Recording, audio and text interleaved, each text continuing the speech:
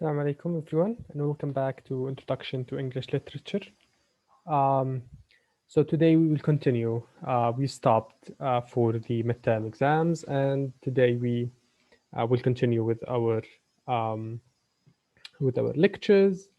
And still we're with the novel, with the Augustan novel. Okay. At the end of today's lecture, I'll talk about the midterm exam, your marks, and everything. But now let's go into today's lecture. Now, remember last time um, in lecture 17, we talked about the novel, how the novel started in England, and all the discussion about the father of the novel and the mothers of the novel, Afra Penn and Manley, and how the critics kicked them out and ignored them and only cherished and celebrated the man, Daniel Defoe, right? And we discussed how great those three authors were, Ben, Manley, and Defoe, and about their works briefly, not in details, again because this course is interested in giving you a background, a general idea about stuff, and then you get to go and uh, search more and read more. Maybe you can read some of their works. And today we will continue with the Augustan age and with the Augustan novel. Um, we will study more authors, more novelists, and we will see the themes they discussed, and we will learn some few. We'll learn few new concepts like parody, metafiction. We discussed parody before, but now we will see it as in novel, as a prose, not verse. Um, and we will see how similar authors are, some of the novelists with some poets that we studied before. Okay, so let's start. But before, I want you to think or to search about this work. Okay, Don Quixote or Don Quixote. It's spelled different. It's often pronounced differently.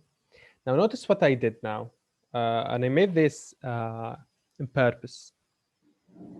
Without the inverted commas, لما كانت Don Quixote without the inverted commas, I was talking about a man or a character or a person called Don Quixote. And we talked about this before, but I'm reminding you of it. When we add the inverted commas, it's the text, not the character. Remember we said this about Hamlet and about Beowulf before? With the inverted commas, we're talking about the text. Without the inverted commas, we're talking about the character. So now I'm asking you, what do you know about Don Quixote? That the text, not the character. Okay? Please, can you search about this? Tell me what you found about this text, especially how connected it is to the term that we'll talk about today, parody. Because it's a very crucial text when it comes to parodies in romance and in novels. Okay, just read about it, and if you can tell me in the Facebook group what you learned about this text and how important it is to literature and to the novel. Okay, so today we'll talk about Swift, we'll talk about Richardson, Fielding, and then Sterne, and finally we will just wrap it up, the whole fuss about the novels. Okay, so we'll discuss 4 new novelists: Swift, Richardson, Fielding, and Sterne. This is a very important lecture. We'll talk about 4 authors, but all of them are very important and very essential to know about. Okay, so let's start with Jonathan Swift and the Gulliver's Travels. I'm not sure if you're familiar with this text, Gulliver's Travels. It's a very famous text. so many works, even on TV, cartoons are made on based on this text, Gulliver's Travels. But it's a very big text. It's like 4 books, something, 4 very long books. Okay. So we have the first information about Swift, which is, at least for me, very important to understand the writer, the author, Swift, and to understand the way critics dealt with him. Okay, he's Irish from Ireland, and remember, we said that England and Ireland were not friends; they were in war. England was always trying to occupy. England was always trying to occupy Ireland. So he was Irish, not from England, from Ireland. Okay, and he wrote so many books, novels, and nonfiction, some essays. We have like the Battle of the Books. This is one of his novels, where there's a battle between books. Books are fighting. Okay, and he uses humor and satire. So he's in a way very satirist. Jonathan Swift. He uses satire and humor in all of his works, including the Battle of the Books, a battle, a war between books. But most importantly, we have Gulliver's Travels. Okay, Gulliver's Travels. So remember uh, uh, the books about traveling, stories about traveling. We said that they were um, uh, some kind of the novels of their age. They were not novels back then in the Renaissance, but in a way, they developed into novels. So now we have novels. We have novels that are about traveling. Remember, we said that Robinson Crusoe was also about traveling. Robinson traveled from his parents' house to so many places, and then ended up in the island back there, and all the story. And now we have Gulliver's Travels, which is also um, a traveling literature in a way. And again, it's a satirical text, but it is also political, because it criticizes, as we will see now, it criticizes England and the English colonialism. Because again, he's Irish, which was colonized by England back then. So again, it's 4 books. So it's a very big text. Maybe you can try to read it in summer or something. Um, the first one, Gulliver travels to Lilliput. Lilliput, a place called Lilliput. From its name, it's Lilliput, uh, some kind of tiny place where he meets with very small creatures. So he goes to a place where all the creatures there, all the inhabitants of that place are small creatures. So he seems very big because they are small, like, I don't know, like dwarfs or something. So he seems very big there. This is book 1. Now, funny, book 2, he travels to Brog Brobdingnag. The title or the name of the place is hard. Brobdingnag. Okay. Now, see the irony here.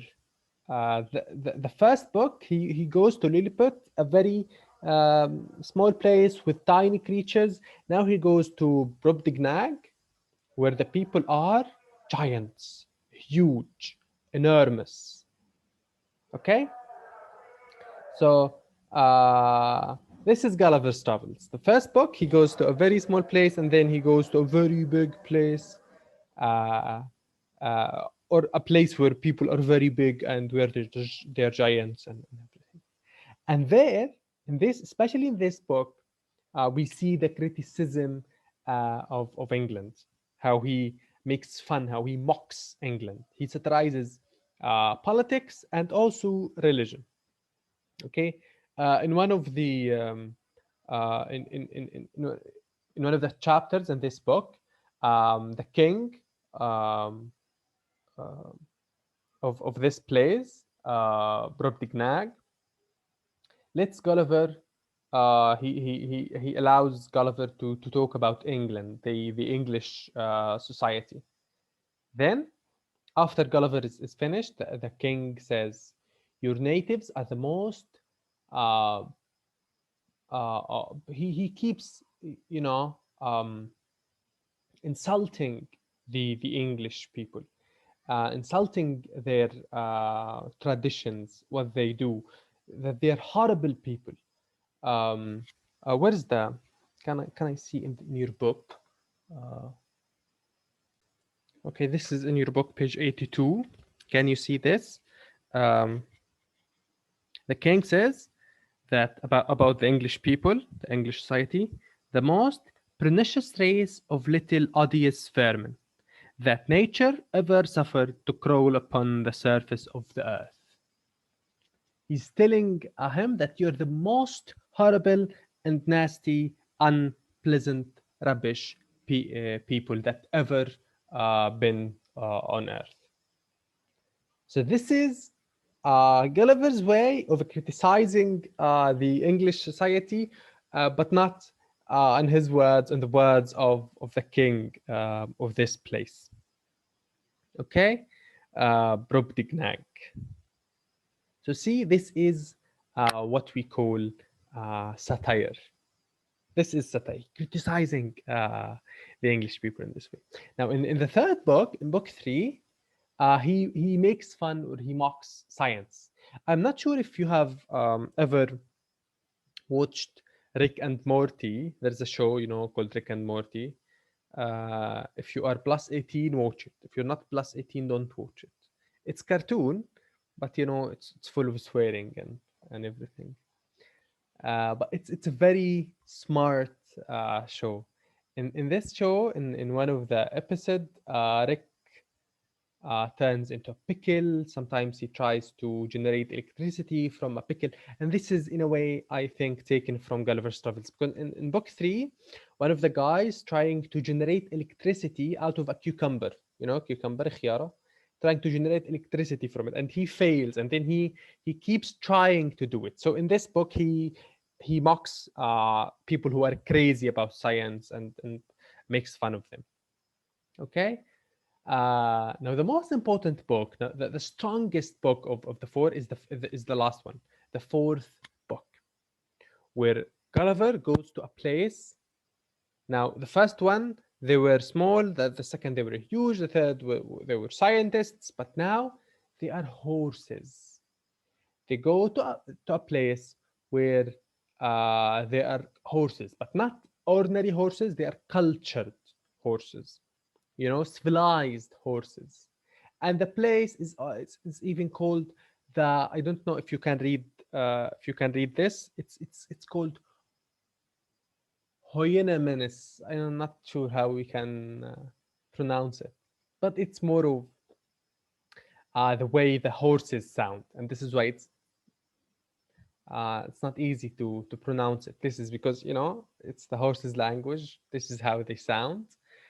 Okay, and then see the satire here, because we have the cultured horses, but not only the only inhabitants of this place. We have the Yahoos. The Yahoos. Who are the Yahoos? They are creatures who look like monkeys, but actually they represent humanity. They are the human beings. So the cultured, the civilized, are the horses, and the not civilized people, the nasty people, the stupid, backward savages are the Yahoos, the humans. Okay, the Yahoos. And this is where he goes strong, criticizing humanity and human beings, and how humans are like monkeys, and even horses are better than them. Even horses are more civilized than humans. Okay, where he criticizes everything about humans and how they deal with the world and with each other and all these topics. Okay. Now let's focus here. Remember, he was Irish.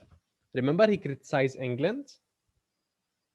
Now, when he published his books, the critics considered them children's stories, children literature. Why? One, they didn't take him seriously because he's Irish, not English. Two, because he criticized them. Now, it's clearly not, yes, it is about, I don't know, imaginary places with small creatures and giant creatures and, you know, people trying to generate electricity out of a cucumber and horses who can speak and yahoos. And yeah, it is imaginary. It is, in a way, yes, not realistic, but it is fiction. And it is clearly satire. It is clearly not for children. It's for adults. He's criticizing these societies, but they did not take him seriously. And they sold the books in the children's stores, children's bookshops. You know, now this is in a way tells us in a way that back then, at that time in the 18th century, people, even children, read books. Even children were, you know, educated and they can read books, and because they have a whole genre for children. But still, for our topic, this man was not taken seriously. Basically, because he's Irish and because he was criticizing England. So you know uh, they only sold the books for the kids, not for the adults. You know, in a way they were insulting him, and he did not take his book seriously. Now, ironically enough, he wrote this is not a novel, it's not fiction. He wrote an essay called A Modest Proposal, where he's clearly mocking them. He's clearly making fun of them, but now they took him seriously. Just now, like when he was clearly serious, they did not take him seriously. But now, all of a sudden, they're taking him seriously. Now, in this, the modest proposal, um, he uh, he portrays the world in a very dark way, in a very pessimistic way, because you know there was a crisis in Ireland, and people were poor, but they still have a lot of children, and this is in a way a common situation. In the poor places, usually people uh, you know bring more kids to help them. I don't know, but the point is, he's giving a proposal, uh, trying to help, uh, suggesting a solution for this crisis. He's telling his people, the Irish people, okay, when you bring kids, because you know you cannot feed them and everything, you cannot give them a decent life, sell your kids to the English people, so that the English people can eat the kids. So he's one criticizing his society because they are, you know, bringing so many kids and they cannot give them a decent life. They cannot feed them because they are very poor. But he's also criticizing the English people because, you know, he thinks that they don't have, they don't mind eating the Irish kids in a way because you're stealing the country while occupying it. In a way, you are eating the kids because you're eating their resources, and you're stealing the resources and making them poor. And this is his proposal to solve the Irish problem. Now, the English critics, the English people took him seriously. Oh, look, he's thinking we are cannibals. He wants us to sell people, to sell the kids and to eat the kids. And when he's clearly making fun of them, when he's clearly mocking them, okay, satirizing them. But now they took him seriously in a modest proposal. Okay, you can read the essay. You can find it on the internet. Uh, so okay, now let's move to another author. For today, we have Samuel Richardson. Samuel Richardson. Now, Samuel Richardson was a publisher. What does it mean? Now, remember, we have authors and we have publishers. And the author should please the readers and the publishers. But now, this Richardson is a publisher, which means he can write whatever he wants because he can publish it, because he's the publisher, okay? But still, see the name of his text, Pamela. Pamela is a name of the character, a female character. And then we will see his second text is also named after a female character. So yes, he was the publisher. He doesn't wait for the approval of a publisher, but still he wants to take to receive, to gain the approval of his readership. And remember, most of the readers back then were females. Okay. Now Pamela is a heroine, a typical heroine of that age. She was a poor woman, but a good woman at the same time. Poor, but good. You know, this is the typical image of the good woman, the good wife, the good mom. She doesn't have a lot of money, but still she manages to, you know, to make everything and to feed her kids and her husband and everything. Now, see, this is one side of the story.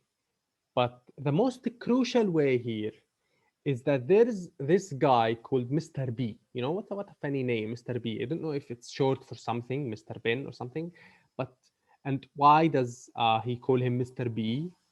Not sure. You know, Mr. B, like number 2. Anyway, so this guy, Mr. B, wants to marry Pamela, but she doesn't like him. So he tries to rape her.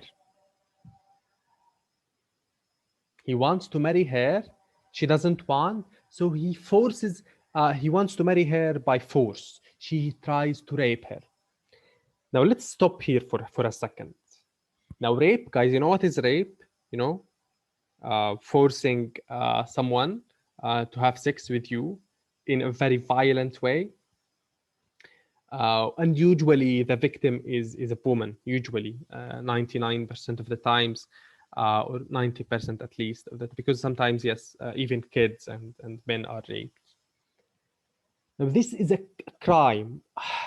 This is a filthy crime, one of the worst crimes on earth, rape.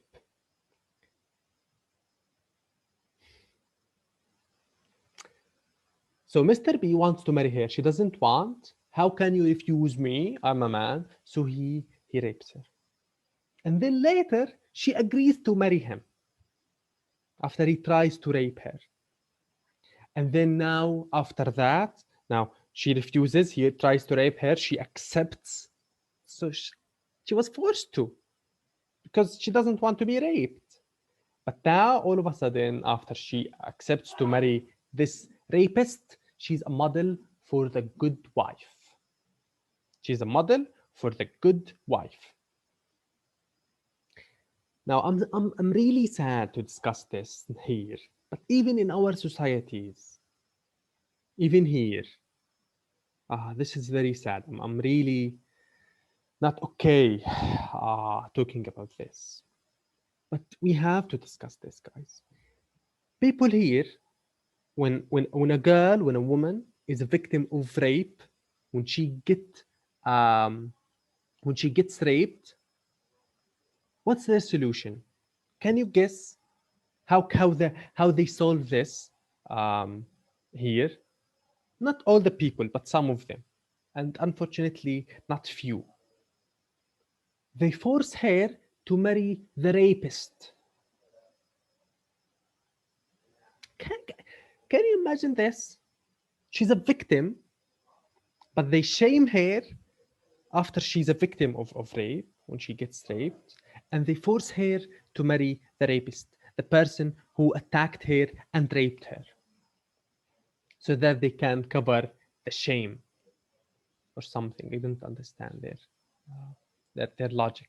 which is a crime. Rape is a crime, and forcing her to marry her rapist is the biggest crime ever there, because she will get raped every day for the rest of her life when she gets married to a rapist. Even in prison, people get people get jailed because they are um, thieves, killers, murderers.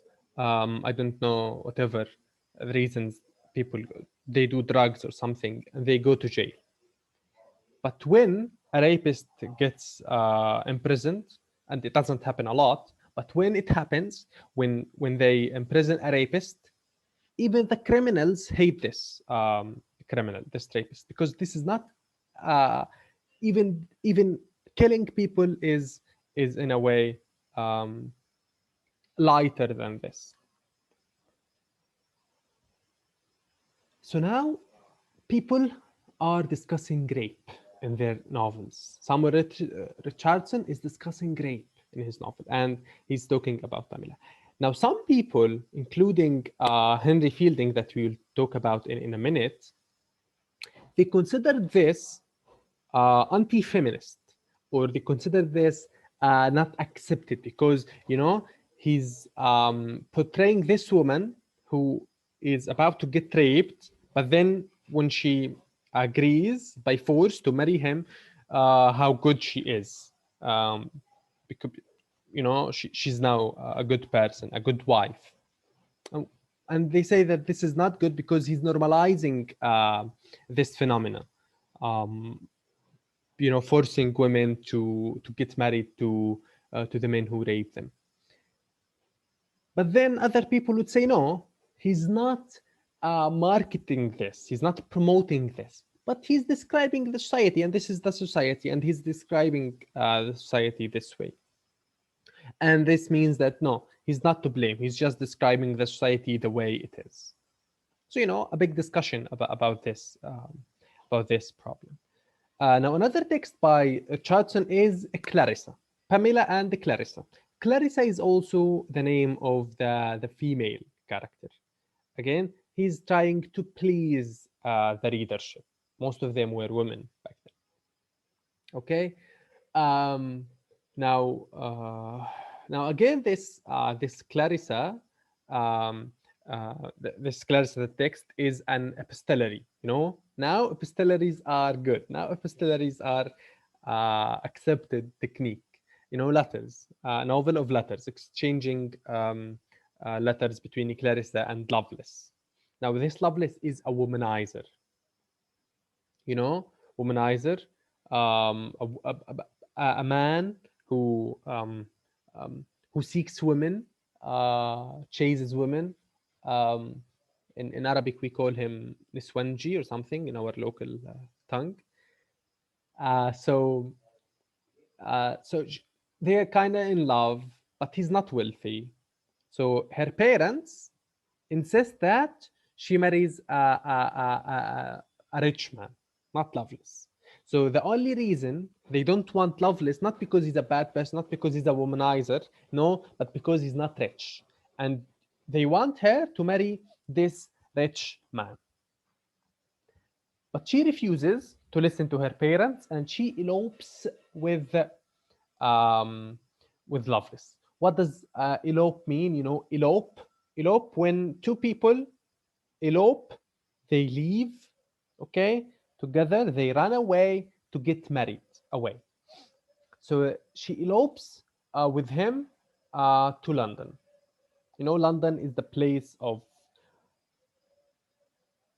um, of sins in a way, um, of scandal. So they elope to London, and then back there in London, she lives among prostitutes. Prostitutes, um, and see how innocent she is. She thinks that those prostitutes are good people. Now, why is it? Because she's stupid, she doesn't know, or is it in a way the author's way of telling us that even the prostitutes took care of her and they were good with her, not like her parents. So yes, they're prostitutes, but they are better than her parents in a way. But then Loveless, the womanizer again, the bad person, rapes her. He drugs her and then he rapes her. And what does she do when again, see again, this issue of rape is discussed again in his novels. So what does she do? She goes mad and dies. She does not resist. She does not do anything. She goes mad and dies because of what happened, because he raped her. But how does Loveless die? Now she dies alone, getting mad, and then die alone. But Loveless dies in a fight, kind of a hero who dies in a fight, dies fighting. Whatever he does, he's still a hero. He runs away with a woman, takes her from her parents, and he runs away with her, elopes with her, and then he rapes her first before he puts her with prostitutes, then he rapes her, and still he's a hero. He dies in a fighting. But she goes mad and dies. Now, in a way, there's a moral lesson in this text, telling people to not disobey their parents, to listen to their parents, because they know better or something. But still, they refused him because he's rich, he's not rich, not because he's a bad person. And again, Robinson Crusoe did not listen to his father, and then he became a king. Something he became rich. He succeeded. Yes, he suffered many times here and there during the novel, but at the end of the day, he became some sort of a king, right? But here in Clarissa, he's trying to give people this moral lesson, to listen to their parents, to obey them, and everything. But always in his texts, women are the victims. Why? Is it because he's trying to normalize this, or is it because he's trying to criticize it? It depends on the way uh, you read the text. Um, but later, okay, um, some years after this, women novelists started to change this narrative, to challenge this kind of a fixed relationship image of the relationship between men and women. Women are weak when they are attacked, they go mad, and then they die alone. And this happened a lot in literature, like in Hamlet, remember Ophelia? But men are, strong and everything. So this relationship, this image of the relationship was changed later with women novelists. Okay? Now, one last important point about Richardson is that he took advice from his readers. Now, he has the plot, but remember, back then they didn't write the book and they then published the whole novel. No, they would publish it in chapters, chapter by chapter. Every week in the newspaper we have a new chapter. Now sometimes an author would kill off a character, and the readers would get mad at him, and then they force him to bring this character back in the next chapter, something. They some kind of um, lobbied or something to force the authors do whatever the readers want.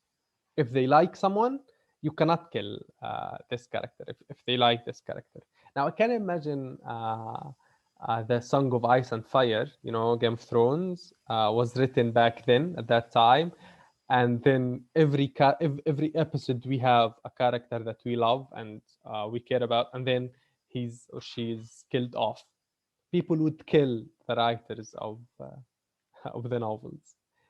Um, but back then, yes, they forced the authors to to um, to bring sometimes the characters back, or to change the plot in a certain way that pleases the audience, the readers. Now let's move on to Henry Fielding. Henry Fielding. Now, we talked about Shamila and how Shamila is a parody of Pamela, Shamila. And even the word Shamila, it has shame, Shamila, in parodying Pamela and criticizing it. Now, Fielding wrote Tom Jones and Joseph Andrews. Joseph Andrews. Can you see? Now we have the names of the male characters, Tom Jones and Joseph Andrews. So he goes to Richardson and his novels, but he narrates them from the male point of view.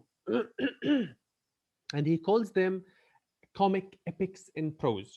Epics, but in prose, because the epic was usually verse, poem, but now in prose. And his novels are called picaresque. Picaresque. What is a picaresque? A picaresque is a story where it follows the hero through a long, very complicated epic journey. The story of a hero through his long or her long, complicated and epic journey. This is a picaresque. And his novels were picaresques. See how we pronounce it? Picaresque, not picaresque. Now, Joseph Andrews is one of his best-known novels. Follows the life, because again it's a picaresque, follows the life of Joseph in the world of Pamela. Now, even Pamela is a minor character in this novel. Now, in the same world of Pamela, in the same society of Pamela, but not concerned about Pamela, but rather concerned about Joseph Andrews. Okay, and in a way, it's a parody of Pamela. Now, remember parodies? Remember John Donne and all the guys that used to in a way parody other or previous poets. Now we have parodies in novels. Now they parody previous authors, previous novelists, previous novels. Okay. In his Pamela, he defends the good, but also he displays the ridiculous, and he shows how weak human beings are. But in his books, men always have more freedom than women. They have more freedom, more power, and they can do whatever they want in his books. Because again, it's from the perspective of the man, not the woman. So the original text is Pamela. Now this is a parody where it's not from the point of view. It does not follow the life of the female character, but rather Joseph Andrews, the male character.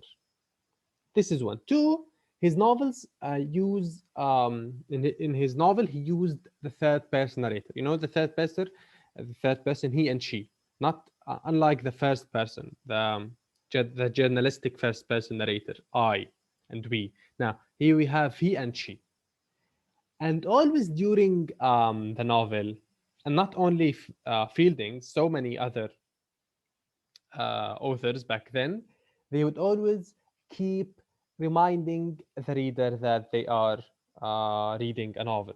Always, addresses the reader. Dear reader, this happened. Dear reader, Joseph Andrews did this and that. Dear reader, so the author is addressing the readers immediately. Dear reader, we don't find this in today's novels, right?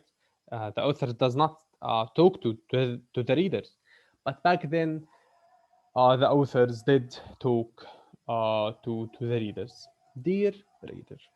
Now the last author for today is Laurence Sterne and his very famous, very important Tristram Shandy.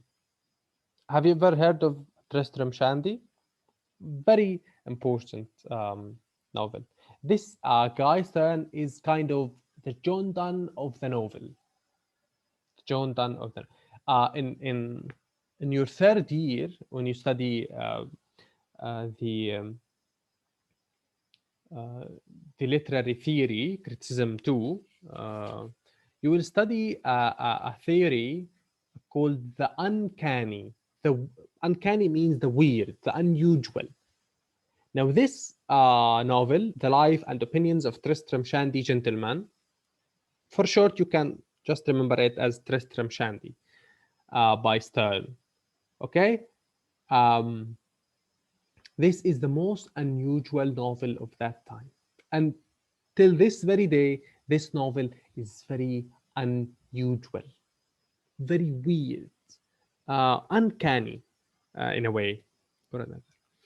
It is a very long comic novel, very long, and it plays with everything. Nothing is usual there.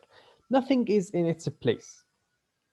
Everything is chaotic. Okay. Usually before this play, remember Robinson Crusoe starts from I was born, and then a whole life, everything. It starts, and we always have a beginning, we have a middle where everything is hot and the climax of the plot, and then there's an ending, a solution. This is how the plot works, even in Hamlet, even in not only the novels, even in the plays. We have this regular plot, a beginning, a climax, and then an ending. But Sterne was the first person to change this order in novels, because he was like, he didn't believe in rules. Remember Shantan? This Laurence Sterne didn't believe in rules. He wanted to break those rules because he thought that it is foolish, it is stupid to force everything into this traditional plot, because life doesn't go this way. Life doesn't go a beginning, an introduction, then a climax, then everything is solved, and that's it. No, life is very chaotic in a way. Sometimes it's easy, sometimes it goes back to easy and then goes to hard, then to normal, then back to easy, then to hard, and sometimes it's more than one situation at the same time. It's easy, it's good at the home, but it's difficult at university, but it's good at work, but we have war, but um my relationship with my parents is good. So this is life. It's not this simple, beginning, middle, and ending. No, it's chaotic in a way. So he criticized those rules and in a way broke them. Okay. Now these are books from. Can you tell what's the narrator? Can you see? It uses I, so we have a first person narrator. Now see his plots. Can you see how he sees life? Can you see it goes like this, but then like this, but then like this, but then like that, but then can you see this? This is how he sees the plot. But his famous one is that one. You can see this in your book, I guess, in page 87. In page 87, this is it. Okay. See, this is how he prefers his plot line. It goes like A, B, and then life is in a way it develops, but then we have a climax, kind of a climax in D, but then when it's done, it's not really done. Can you see this? What is it? This thing here? It's more um, of a vicious circle. It ends in a circle, not in. Um, Interesting. Okay. Uh, Sorry, I got a message, a very good message. Uh, okay. Now this is Tristram Shandy. Now, very important uh, topics again. We have a new uh, uh, a new concept that we have to learn, and we will come back to it so many times later, which is the stream of consciousness. Now, Tristram Shandy wrote in the first person narrator, but not only in the first person narrator, he wrote in this technique called stream of consciousness. He was the first one to use this technique, which became very famous later. You have to remember this guy, Sterne, Laurence Sterne. At least remember his name, Sterne, and his very important and famous novel, Tristram Shandy, using the stream of consciousness. What's the stream of consciousness? It's a technique of narration that follows the thoughts of the characters that comes to their mind. One of the, most uh, famous novels using this technique later was Ulysses. You know, Ulysses is like 1,000 pages. Can you believe this? Now, now this book is like how many pages? Less than 300 pages. Now, Ulysses is like 1,000 pages. like هالقد قدها 3 مرات. Can you imagine, like in this book, in those 300 pages, Robinson Crusoe, everything in his life, kind of like 405 years. I don't really remember, but so many years of his life. Everything since he was born, and his marriage, and all of his voyages and experiences, and everything. But Ulysses is like a 1,000-page novel. Can you imagine the time slot that it covers? This is 300 pages for 45 years. That was 1,000 pages, not for 45 years, not for 40 years, not for 10 years, not for 1 year, not for 1 month, not for 1 day even. 1,000 pages for 18 hours. Just 18 hours of his life, we have 1,000 pages. Can you imagine this? If I asked you to write something about the last 18 hours of your day. Now just stop and write a page. How many pages would you write? Like I would write 5 lines, 6 lines. But in Ulysses, we have 1,000 pages. Why? Because he uses this technique, stream of consciousness. You know, stream of consciousness.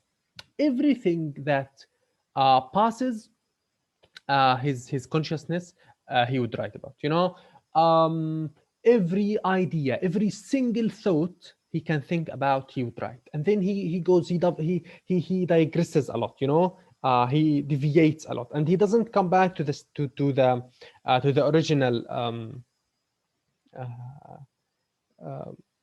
story plot line. And this is why a lot of deviation, a lot of digression. You know, digression بلوت يعني in a way. He's talking about something, and then some idea crosses his mind, so he's talking about it now. He's not, and he doesn't come back to the original idea, and then another idea crosses his mind, and so he talks about it and never goes back to the original idea. This is stream of consciousness, and this is why you can write 1,000 pages in about 18 hours. And this is why this guy was modernist. Now, people connect modernism to the 18th to the 20th century, but actually no. Even this guy Sterne in the 18th century was a modernist. But even John Donne was a modernist, because modernism is not about time, it's about the way of thinking, breaking the rules, breaking the traditions in a way. But then, you know, experimenting about them. Now, the last topic that we want to discuss is metafiction. Guys, what is metafiction? Metafiction is in a way connected to parody. Metafiction is a fiction about fiction. fiction about fiction. When you write a novel about a novel or about a poem. Now, if you write a novel about Gaza and the Israeli occupation and something, this is fiction, because you're writing about something in the real world, but no, in in a fictional way. We have Harry Potter, right? This is fiction. If I wrote now a novel, and this novel talks about Harry Potter, and it talks about another novel, this is called metafiction, because it is fiction that discusses and talks about fiction, other fiction. Okay, and this is the case of our guy Tristram Shandy. Tristram Shandy, of our very famous and very important novelist um, Laurence Sterne. Okay, so many authors today, but just you can read in your books. There is much more in your books you can read about these guys. Okay, and you can read it on the internet. Maybe you can try to read their. That I guess in the university's library we have Tristram Shandy. I guess, not sure, but I guess I've never seen it, but I guess it is there. Someone told me. You can read it. It's very uncanny. You will be surprised. Some of the pages in Tristram Shandy are like blank, empty, nothing in the pages. Some others are very, um, you know, bombarded with words, full. Others are kind of, one, two sentences, and that's it. Very, very weird. Even the shape, very weird and very unusual, but still interesting and new in a way. Okay. Uh, Quickly, in the novel, we have these elements. We have the characters, we have the theme, we have the plot, we have the point of view, we have the settings, and we have the conflict. Can you see 6 elements of the novel? Now, the characters, we have the protagonist and we have the antagonist. Who's the protagonist? The protagonist is the hero, kind of the main character. The antagonist is the enemy of this hero. Okay? Um, so in Hamlet, Hamlet is not a novel. Hamlet is a play, but Hamlet, even in that play, is the protagonist because he's the hero, he's the main character, and the antagonist is his uncle, for example. In Harry Potter is the protagonist, and Voldemort is the antagonist. Okay, so we have the main character, and then we have the enemy, and this is one way of classifying the characters. Another way is flat and round. A flat character is a character that develops. I'm sorry, that does not develop. Flat. Okay. نقول حد مسطح سطحي. Does not develop. One-dimensional character in a way. And we have the round character. Round, kind of around. Like a ball that moves, develops, changes. Like Hamlet again is a round character. Like Harry in Harry Potter is a round character. All of the characters in Harry Potter, but the good ones, Hermione, Harry, Ron, are round. But Voldemort is flat. He's always the same. He doesn't change. The theme is the topic. Kind of the lesson, the topic. What is it about? What's the fuss is about? And when we have the plot, so many types of plots, but usually the traditional plot, we have the exposition or the introduction, then we have the complication where it gets complicated, and then we reach to the climax, to the where everything is chaotic and everything, but then we have the resolution at the end of every novel. The point of view, we talked about it. We have the third person, he, she, they, or the first person, and we have the settings, the place or the time, and then the conflict. The conflict is kind of like, the conflict in Hamlet, we have 2 conflicts. His inner conflict, to be or not to be, and we have the external conflict with Voldemort. In Harry Potter, we have the external conflict between the heroes and their enemy, Voldemort. And so on. So, you know, the conflict. These are the elements of the novel. Now, the voices, we can have so many voices. We have the journalist first-person narrator. Remember this with Daniel Defoe. And we have the epistles, you know, the letters and the diaries, you know. The narrator is, how can we know the story? Nobody narrates it. We just read the exchanged letters between the characters, and now we have the whole story. And we have the third person. Now it's two kinds. We have the third person that's not all-knowing, yani one of the characters, but speaks in third person. For example, you know, Arthur Conan, Sir Conan Doyle with Sherlock Holmes. Now, the narrator is Dr. Watson, but he narrates in third person narrator. He says, he talks about Shylock, he did and he did this and that. This is third person, but we have another third person narrator who's not a character. He's only the narrator, and he's all knowing. You know what do we mean by all knowing? No, this author, remember this, because next semester you will study short story and novel, and this is very important for that for those two courses. Now, the all knowing is the narrator that knows what's going on inside the minds of the characters.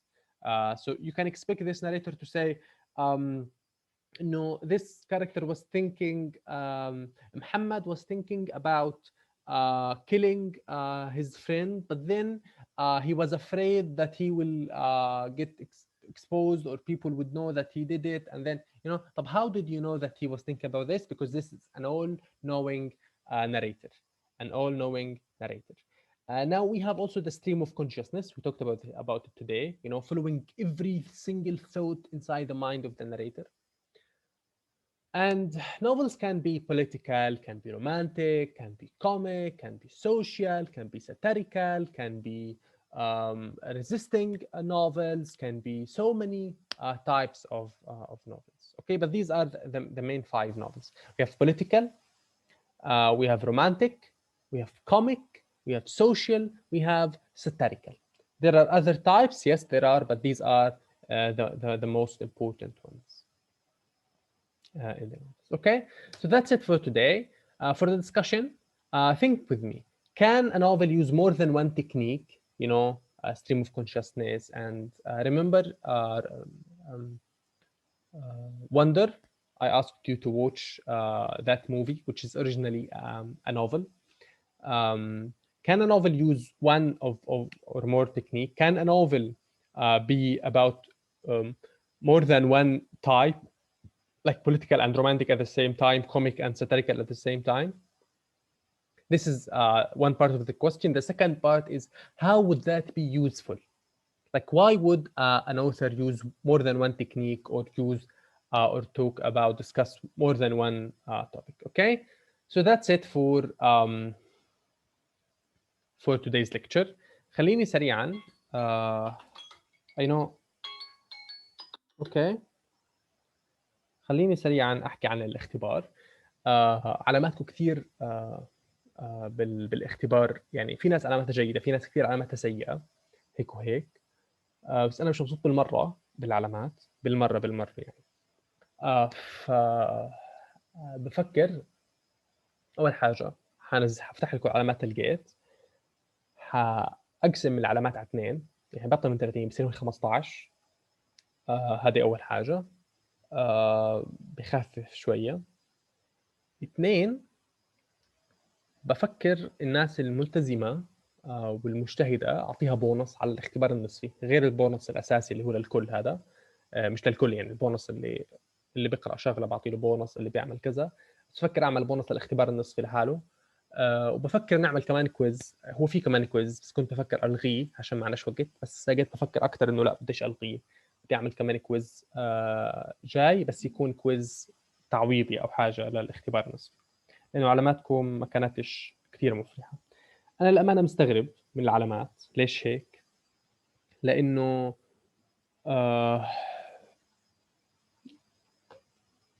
يعني الاسئله كلها من الكلام اللي شرحناه. يعني حتى انا شفت تعليقاتكم على البوست على الفيسبوك. سيريسلي يعني في اجاكم سؤال مش ما اخذناهوش او ما حكيناش عنه 100 مره. الاسئله كثير كانت واضحه وسهله، الوقت كان على القد.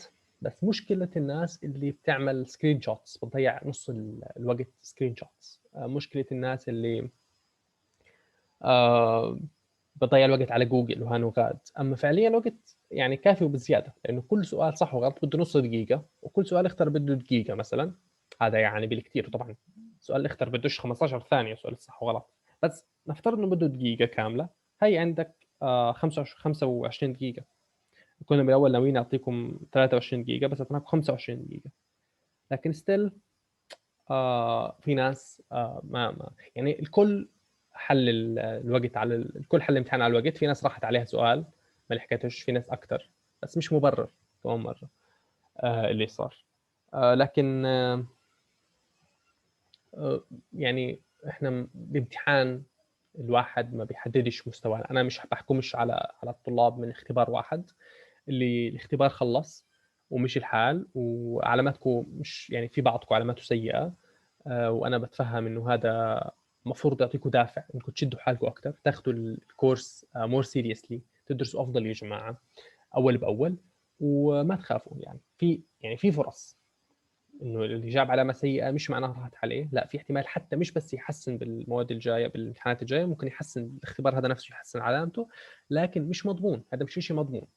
تمام، بدك تثبت انك انت تستحق انك تحسن علامتك بهذا الاختبار. وممكن نحكي اكثر عن الموضوع اللي خاطر نعمل. احكوا لي اذا يعني انا لي خاطر، مش عارف ايش رايكم نعمل لايف سيشن على الزوم، اشرح لكم محاضره مثلا لايف وبعديها ندردش مع بعض، بدل ما انزل لكم اياها مسجله هيك. على الاقل مره في الاسبوع حنصير هيك ناخذ 3 محاضرات احيانا، واحيانا محاضرتين. يعني في اسابيع ناخذ فيه 3 محاضرات، اسابيع ناخذ محاضرتين، لانه بدل المحاضره الوجاهيه عشان الماده 3 ساعات، احيانا حناخذ محاضره هيك طويله، واحيانا ناخذ محاضرتين اقصر ومحاضره ثالثه لايف مثلا. فشوفوا ايش رايكم ونعمل تصويت على موعد بيناسبنا على الفيسبوك جروب. اوكي، يلا see you next time ان شاء الله.